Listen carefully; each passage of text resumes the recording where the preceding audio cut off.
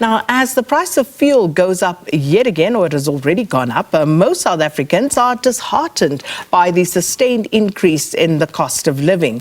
For many, salaries have not increased to meet the rising costs of the food, fuel, bond, vehicle repayments, municipal bills, you name it. And this is leaving the poor even poorer.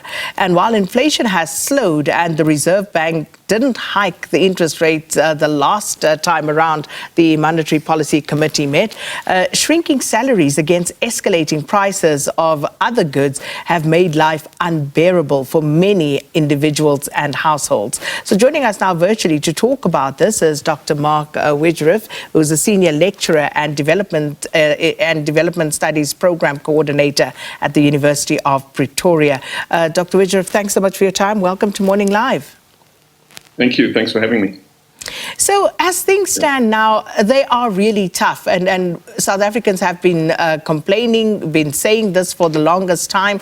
But what we're seeing is the cost of living increasing all the time. Again, salaries that are either non-existent because of the high unemployment rate or are stagnant for the most part. So tough times for the working class, the so-called middle class.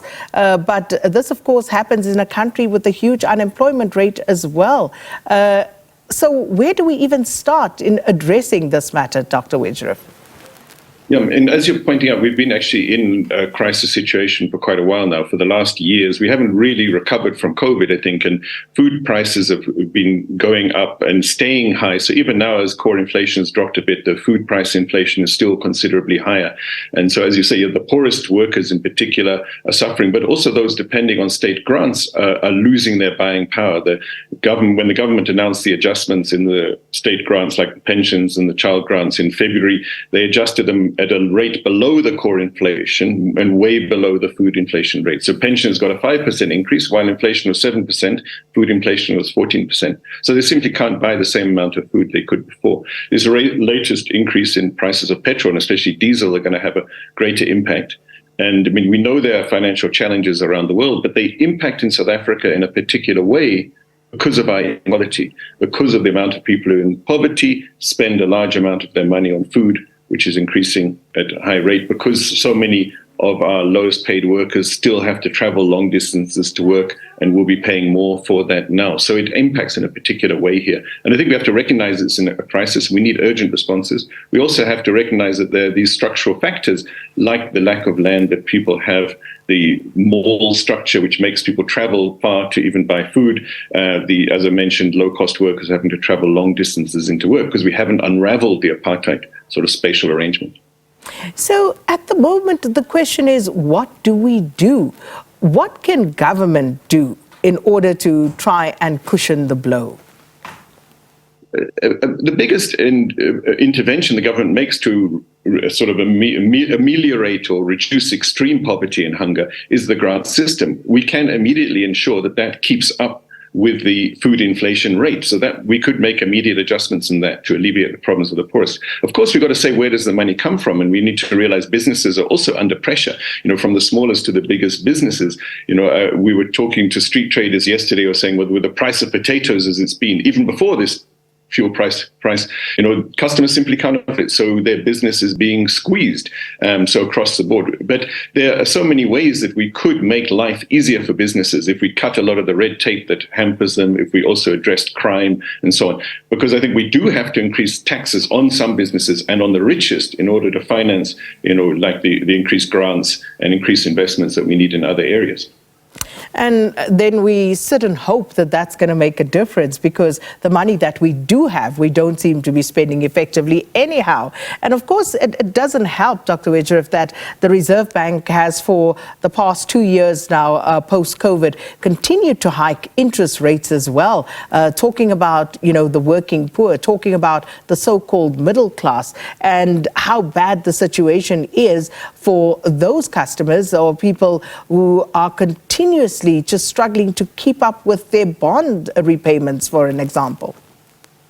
Yeah, I certainly think we should question this very restrictive interest rate kind of policy. And is it bringing down inflation really? So in general, we need far more to look at different options. And if we look at the food issue, which I work on a lot, I mean, the government in its food and nutrition security strategy has said there will be a National Food and Nutrition Security Council 10 years ago, but it's not in place. So that shows they're not taking this issue seriously. And if we look internationally, what you see is that, yes, banks have increased interest rates, but they stay close to inflation. Our interest rates in this country are considerably even above the inflation rate, putting more pressure on that middle class, especially that's borrowing. But let's make sure all our interventions do go at the moment to the very poorest. Because while I might not be able to go on holiday because my bond rates have gone up, I'm still eating. And there are people in this country that are not eating. And there's a tragedy when we see mothers killing themselves and their children out of desperation and hunger. So we need. Well, our apologies there. Seem to have lost that connection to Dr. Marc Wegerif there, talking about the cost of living, talking about how all of this is impacting our lives and some of the possible interventions. But I seem to think that we have Dr. Wegerif back there from the side of my eye. I'm looking at another screen and there seems to be movement. There you are. Dr. Wegerif, apologies there. The signal froze. So, you were talking about how, for example, for the middle class, yes, maybe you are not able to afford a holiday or some of the things you used to do, but the situation more dire for the poor. With that said, though, and this is not about comparisons, not trying to compare the two situations. Has there been any sort of research done to see how many people have actually defaulted and have lost their homes because they have been unable to keep up with the rising interest rates? I don't have those figures at my fingertips, but certainly there have been reports of increased defaulting on loans, home loans, and people losing homes, as well as defaulting on other kinds of loans, which has a knock-on effect, putting pressure on businesses again. So that definitely is happening, and that's very unfortunate. And yeah, we need to find a different way of handling this. As you've sort of mentioned, the so-called middle class, and I think we're all aware of the pressure, in particular the black middle classes are under, having often borrowed money in order to live a lifestyle people have been denied historically. So we need to address that issue. And of course, the interest rates also affect producers and companies. If you look at agriculture, farmers are highly dependent on loans. They're always producing, almost always in debt. So when you hit with diesel price increases and interest price increases, it's going to affect primary production, even of food, and that has a knock-on effect through the economy. But I think we need urgent responses now. We need to see a government that is looking for different solutions, not the same things that have been failing. And there just doesn't seem to be that sense of urgency from the government. And as I said, we need to look at these structural issues. We need to address this, the situation of workers traveling long distances. And compared to other countries, in South Africa, we need this grant system that is being eroded, unfortunately, because most people don't have the land they could turn to. In many other countries across Africa, people have more land where they could turn to in times of crisis for their own production. That's been taken away in South Africa. So we need to look at the basic income grant, and we certainly need to protect also the existing grants that we have and their buying power. And then, of course, we look at the forecast for economic growth in South Africa, which has been making for dismal reading for many years now. And if we look at other countries, what is it about South Africa? You talk about some of these structural issues, but why can't we get this economy going?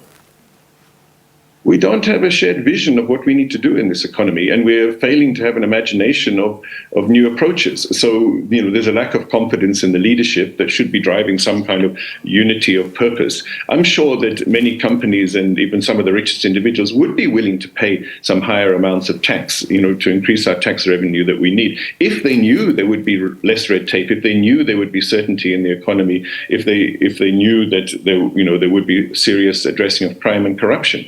So, all those problems, there's so much upside we could get if we did spend the money we have better, if we did address many of those constraints, which make it very hard for business to operate and also affect the quality of life of people. But we don't have that kind of vision and sense of common purpose. And our political parties don't seem to be offering that. They're having their internal fights and fighting each other and not offering solutions that really would give hope to people in the country.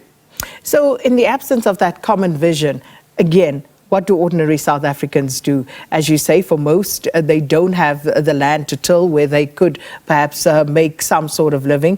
What can people do, just in terms of also turning for those who may have credit to the institutions whom they owe? There often isn't a willing ear in this regard, and everybody just seems to want their pound of flesh. So what do people do, Dr. Wegerif? Well, I think it depends on the circumstances you're in. There's some of us who are privileged enough that we could help others. There's companies that could say, we're not going to just keep on increasing the margin of profit that we make on even selling food to the poorest and so on. I think we also have to all take initiative at every level. The little land we do have, if you're sitting unemployed, do something to produce on that land to at least support yourself, and do also take initiative in terms of small business and so on. We find a lot of encouragement in what we see happening in the informal sector, street traders who are creating livelihoods for themselves and at the same time selling food at lower prices than the supermarkets sell. So they're showing how with more competition also in the food market, more local markets, we could see a reduction in food prices because they deliver food at a lower price and create livelihoods, as I said. And we could support those kind of small businesses as well, and rather than undermining them. So we could do more to be entrepreneurial ourselves and produce ourselves in the limited space. We could support those who are. I think we also need to have more solidarity. That common vision, we need to build a solidarity from the ground and realize we are all in this together, and less moaning about what's happening and more organizing to initiate those discussions on what could be done. If the government's not having the discussion, if the government's not bringing vision, let us bring it in the spaces we have. And again, some of that is happening. There are initiatives which are doing that, and I think those should be valued and supported. Dr. Wegerif, when you talk about the food prices once again, economists have been saying in previous months that inflation is slowing down, and this could continue for a while. But consumers are not seeing this in the market. The prices of food, when we talk about the variables that impact the fluctuation in prices, when they go up, we feel the effect. When it comes down, we don't. So again... Yeah, sorry. I mean, companies seem slow to reduce prices, unfortunately. And one of the interesting things in the price structure, if a company is selling potatoes and the potato costs 10 Rand wholesale, they do a 50% markup and it becomes 15 Rand, and they're making 5 Rand on every potato. When the wholesale price goes to 20 Rand, the company wants to still make the same 50% markup. That becomes a 10 Rand markup now. So the company is making 10 Rand on a potato, and they will say, no, well, our margin is the same, but in Rand terms, it's more. And in the Rands the consumer is paying, it's more. So we're seeing that kind of knock-on effect where companies are managing to make big profits out of this, even as we sit in this crisis. And that's where, as I mentioned, the street traders take a different approach. And they say, well, if I still make my 5 Rand a potato, I'm okay. And I feel the pain that my customer is going through. So, they have a different model, which I think helps and, to some extent, to moderate those prices.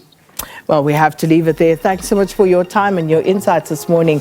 Senior Lecturer and Development Studies Program Coordinator at the University of Pretoria, Dr. Marc Wegerif, and he's also with the Department of Science and Innovation and the National Research Foundation Center of Excellence in Food Security. Dr. Wegerif talking to us about the cost of living for many South Africans, mainly felt by the working class and, of course, the poorest of the poor and the multitude of unemployed people in South Africa. Your views always welcome.